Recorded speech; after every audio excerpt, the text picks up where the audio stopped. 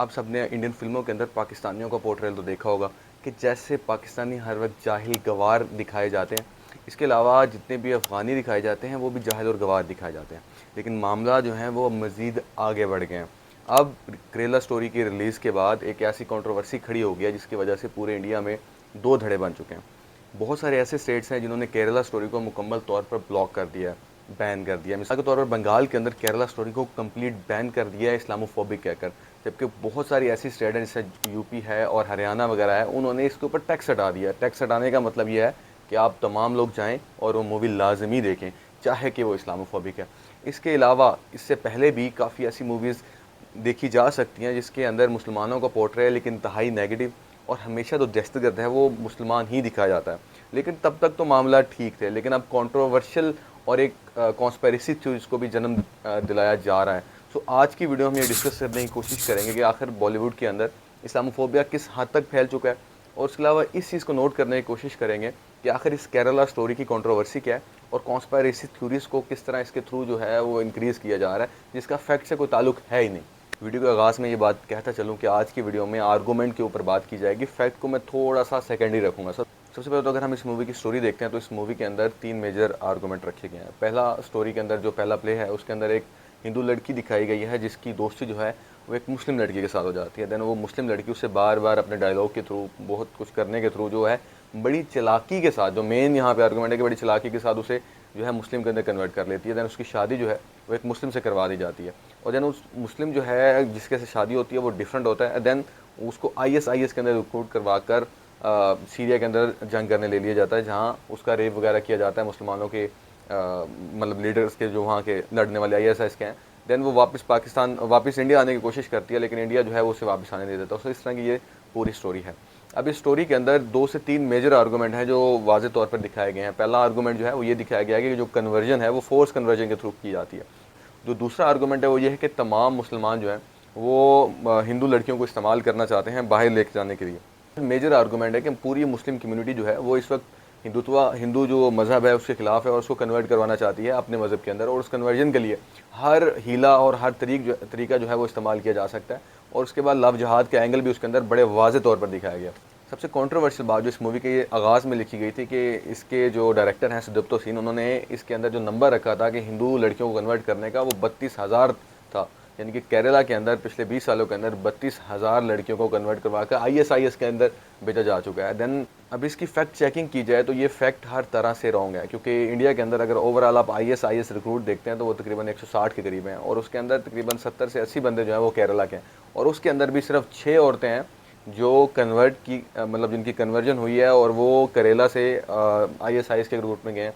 और उसके अंदर से सिर्फ एक हिंदू लड़की है, और एक हिंदू लड़की भी वो है जिसका जो खावंद है वो ऑलरेडी हिंदू था, देन वो कन्वर्ट करते हैं मुस्लिम के अंदर, और उसकी वजह से वो हिंदू लड़की जो है वो कन्वर्ट करके जाती है। यानी कि टोटल एक लड़की के ऊपर ये पूरी मूवी बना दी गई है, और इस तरह पूरे मुस्लिम जो वहाँ के लोग हैं उनके ऊपर एक ऑलरेडी कॉन्स्पिरेसी थ्योरी है जिसे लव जहाद का नाम दिया जाता है, उसको प्रमोट करने की कोशिश की गई है। मेरे पाकिस्तान के व्यूअर्स के लिए जो लव जहाद है ये पहली दफ़ा आपने सुना होगा। लव जहाद से मुराद ये है कि मुस्लिम मदरसों की तरफ से और मुस्लिम उलमा की तरफ से इस बात को जो है उभारा जाता है, इस चीज़ के लिए प्रमोट किया जाता है, एजुकेट किया जाता है, इंसेंटिवाइज़ किया जाता है कि आप हिंदू लड़कियों को अपने मोहब्बत के जाल में फंसाएं और उन्हें कन्वर्ट कर दें। सो इसको लव जहाद कहा जाता है, और लव जहाद की जो कॉन्स्पिरेसी थ्योरी है ये हिंदुत्व की तरफ से जनरेट की गई है। यानी कि इसकी कोई फैक्चुअल बैकग्राउंड आपको नहीं नज़र आती है। आप कोई भी स्टेट उठा लें, कहीं से भी कोई भी एक रिलायबल डाटा निकाल लें, लेकिन आपको ये चीज़ नहीं दिखाई जाती। अब हिंदुत्व इसको इस्तेमाल इसलिए करता है ताकि डिमोनाइज किया जाए। अब बहुत से लोग इसको फाशिज्म के एंगल इसमें निकालने की कोशिश करते हैं, लेकिन जब मैंने इसको डीपली स्टडी किया था अपनी एंगल से, तो मुझे इसके अंदर रेसिज्म का एंगल बहुत ज़्यादा मिला था। अगर आप अमेरिकन हिस्ट्री को थोड़ा सा पढ़ें और आप के की आइडियोलॉजी को देखें, तो उन्होंने जो ब्लैक्स हैं, जो अफ्रीकन अमेरिकन हैं, यानी कि जो काले लोग हैं, उनको इस चीज़ के लिए बार बार पेनलाइज किया गया था। एक मूवी है द बर्थ ऑफ नेशन, उसके अंदर ये बात वाज़ह तौर पर जो है वो की गई है कि किस तरह जो काले लोग हैं यानी कि जो अफ्रीकन अमेरिकन हैं वो गोरी लड़कियों को फंसाते हैं और अपने साथ जो है वो शादी करने के लिए फोर्स करते हैं। द बर्थ ऑफ नेशन एक बड़ी मशहूर मूवी है, के भी यही आइडियोलॉजी है, और अप अंटिल 1963 तक अमेरिका के अंदर इंटररेशियल मैरिजेज जो हैं वो बैन की गई थी। अब उस चीज़ को मज़ीद हम डीपली अगर देखते हैं तो इसका जो मेन आर्गूमेंट है वो ये है कि जो काले थे या अफ्रीकन अमेरिकन है उनको बारबेरिक दिखाया जाए, उन्हें डीह्यूमनाइज़ किया जाए कि यानी कि ये तो इंसान ही नहीं है, अगर ये इंसान भी हैं तो ये छोटे दर्जे के इंसान है। तो इनका जो है अगर किसी आपकी कम्युनिटी के साथ कोई भी ताल्लुक है, तो सबसे इंपॉर्टेंट और सबसे स्ट्रॉन्ग जो ताल्लुक होता है वो मैरिज का ताल्लुक होता है, और उसको जो है वो कंप्लीटली तौर पर ब्रेक ऑफ कर दिया जाए। अब कॉन्स्पिरेसी थ्योरी को पहले बनाया गया है, कॉन्स्पिरेसी थ्योरीज को पहले बनाया जाता है, देन उसके रिलेटेड जो है वो फैक्ट ढूंढे जाते हैं, ना कि पहले फैक्ट हों देन उसके अंदर से एक पैटर्न जो है निकाला जाए। अब लव जहाद के अंदर भी यही चीज़ है कि ये पहले थ्योरी बना दी गई है, अब एक एक करके इंसिडेंट को जो है वो उसके साथ जोड़ते जा रहे हैं। अब कोई भी इंसिडेंट होगा उसके जो एंगल्स हैं वो बहुत मुख्तलिफ होंगे, लेकिन अगर आपने पहले ही एक थ्योरी बना ली है, एक चीज़ पे आपने पहले ही बिलीव कर लिया, तो आपको हर हिंदू मुस्लिम के केस के अंदर वही थ्योरी जो है वो नज़र आएगी। अब इस मूवी को लेकर सुप्रीम कोर्ट के अंदर भी मामला गए थे, और सुप्रीम कोर्ट ने अपने फैसले के अंदर कहा है कि जो 32,000 का जो वर्ड है ये इंतहाई रॉन्ग है और फैक्ट चेक किए गए। और उसके अलावा उन्होंने फोर्स किया है सुप्रीम कोर्ट ने कि आप जब भी ये मूवी चलाएं तो उसके ऊपर एक डिस्क्लेमर चलाएं कि ये मूवी एक फ़िक्शनल करैक्टर है। तो इससे आप अंदाज़ा लगा सकते हैं कि ये पूरी मूवी जो बनाई गई ये फ़िक्शनल करैक्टर्स के ऊपर है। इसके अलावा जावेद अख्तर ने भी बहुत पहले ये बात अल जज़ीरा के ऊपर आकर कही थी कि जो इंडियन या इंडियन हिंदुत्व मेंबर्स हैं वो कोशिश करना चाहते हैं कि किसी तरीके से मुसलमानों को एक अलग कम्युनिटी जो है वो डिक्लेयर कर दिया और मुसलमानों के जितने भी ताल्लुकात हैं और कम्युनिकेशन जो है वो ख़त्म कर दिए जाएँ। फिर मुसलमानों को एक हिंदुत्व के एंगल दिया जाए और उस हिंदुत्व के एंगल से जो है उसे ऑब्जर्व किया जाए, जबकि मुसलमानों की मिसकम्युनिकेशन हो चुकी होगी, उनकी आवाज़ दबा दी जाएगी। तो अब जो भी कॉन्स्पिरेसी थ्योरी घड़ना चाहेंगे वो अब घड़ देंगे और इनके साथ जैसा सलूक करना चाहेंगे वो करेंगे। और आपका जो फिल्म इंडस्ट्री है वो इस चीज़ को सपोर्ट कर रहा है कि फ़िल्म इंडस्ट्री में बार बार ऐसी मूवीज़ जो हैं वो बनाई गई है। जिस तरह अब इस मूवी के अंदर भी जो एक अहम बात ऑब्जर्व करने वाली है वो ये है कि इस मूवी के अंदर एक भी अच्छा मुस्लिम करैक्टर नहीं दिखाया गया, जबकि ऐसा हो ही नहीं सकता कि ISIS रिक्रूटमेंट हो रही हो और मुसलमान उसके ऊपर रेजिस्ट ना करें। जबकि इंडियन जितने भी उलमा हैं उनका एक कंसेंसस है कि ISIS जो है वो एक काफिर जमात है, एक सलाफ़ी जमात है, तो इसको फितना करार दिया गया और उलमाए देवबंद की तरफ से भी बात की गई है, और भी बहुत से जितने भी मेजर मदरसाज हैं उनकी तरफ से ये फतवे जारी किए गए, इवन पाकिस्तान के अंदर से ये फतवे जारी किए गए। तो ये बात कहना कि सारे मुस्लिम जो हैं वो ISIS ज्वाइन करना चाहते हैं, ये भी इस मूवी का पोर्ट्रेल है जो एक एंड अचीव करना चाहता है। तो इसके अलावा अगर रिसेंटली ही एक मूवी नज़र आई थी कश्मीर फाइल्स के नाम पर। अब कश्मीर फाइल्स के अंदर भी जो मुसलमानों का या जो कश्मीरी जो जहाद है उसको एक इंतहाई नेगेटिव करार दिया गया था कि किस तरह एक पड़ोसी जो है वो दूसरे पड़ोसी को कत्ल इसलिए कर देता है कि सिर्फ हिंदू है, जबकि उसके पीछे एक पूरी कहानी है कि वो किस तरह से चीज़ें जन्म ली हैं और एक पूरी तरह से जो कश्मीर जहाद है उसको डिमोनाइज करने की कोशिश की थी। उसके अलावा आर्टिकल 370 का अंदर बहुत ज़्यादा जिक्र किया गया था कि आर्टिकल 370 के लिए हर कश्मीरी चाहता है कि ये ख़त्म हो, जबकि जो ज़मीनी हक़ायक़ हैं वो बहुत मुख्तलिफ हैं। अगर वाकई ज़मीनी हालात इतने अच्छे होते तो आर्टिकल 370 के बाद जो मामला हैं वह नॉर्मलाइज हो जाने चाहिए, लेकिन आज भी इंटरनेट बैन है। 1 लाख से ज़्यादा कश्मीरी जो हैं वो मारे जा चुके हैं और रेजिस्टेंस अभी भी है। कुछ दिन पहले ही कश्मीरी फाइटर्स की तरफ से 10 से 15 जो है वो इंडियन सिपाही मारे गए। तो अगर मामला इतने ही अच्छे होते तो इसके बाद मामला ख़त्म हो जाना चाहिए, लेकिन ये सिर्फ एक कम्युनिटी यानी कि जो हिंदुत्व और BJP और मोदी है उसको सपोर्ट करने के लिए ये बात की जाती है। अब उसके अंदर TRT ने भी अपना आर्टिकल जो है पब्लिश किया था जिसके अंदर उन्हें बॉलीवुड और मोदीवुड कहा गया था। इसके अलावा आपको जितने भी मुस्लिम नज़र आते हैं काम करते हुए, ख़ासतौर पर खान है, उनके ऊपर बार बार इल्ज़ाम लगाया जाता है। अभी रिसेंटली ही शाहरुख खान की एक मूवी आई थी तो उसके ऊपर भी यही इल्ज़ाम लगाया गया था कि ये हिंदू फोबिक है, हालांकि उसके अंदर कोई हिंदू फोबिक का एंगल जो है वो नज़र नहीं आया, जबकि रणबीर कपूर भी था और रणबीर कपूर को कुछ नहीं कहा गया, लेकिन सिर्फ शाहरुख खान को जो है वो मुस्लिम होने की वजह से टारगेट किया गया। इसके अलावा और भी बहुत सी मूवी हैं, जिस तरह सूर्यवंशी के अंदर भी आप देख सकते हैं कि जिस तरह सारे मुस्लिम जो हैं वो डाकू चोर हैं, वो इंडिया को नुकसान पहुँचाना चाहते हैं।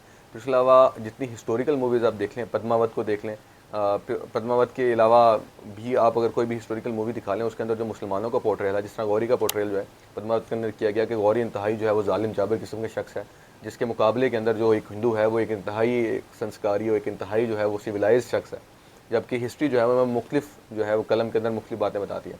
अब इनका एक और आर्गूमेंट भी बड़ा मज़े का मुझे लगता है कि जब ये कहते हैं कि जो मराठा हैं उनके अंदर जो मुस्लिम हैं वो काम करते थे तो इसलिए वो लिबरल थे और वो इंतहाई जो है ना वो सेकुलर लोग थे, लेकिन जब मुग़ल के अंदर हम इन्हें दिखाते हैं कि एक मुग़ल के अंदर जो है वो एक हिंदू राजा जो है मान सिंह जो है वो काम कर रहे थे, तो वो उसे जनाब उठा के कह देते कि देखें जी ये हिंदुओं को सब्जुकेट किया गया, ये सेकुलरिज्म नहीं। हालांकि दोनों का जो केस स्टडी है वो सेम है। वीडियो का ख़त्म मैं इस बात से करना चाहूँगा कि इंडिया की जो बॉलीवुड इंडस्ट्री है इसको एक स्पेसिफिक लोग जो हैं वो हाईजैक करना चाहते हैं और स्पेसिफिक लोगों के एक अपने एजेंडाज हैं और उन एजेंडा को सेटिस्फाई करने के लिए बात करना चाहते हैं।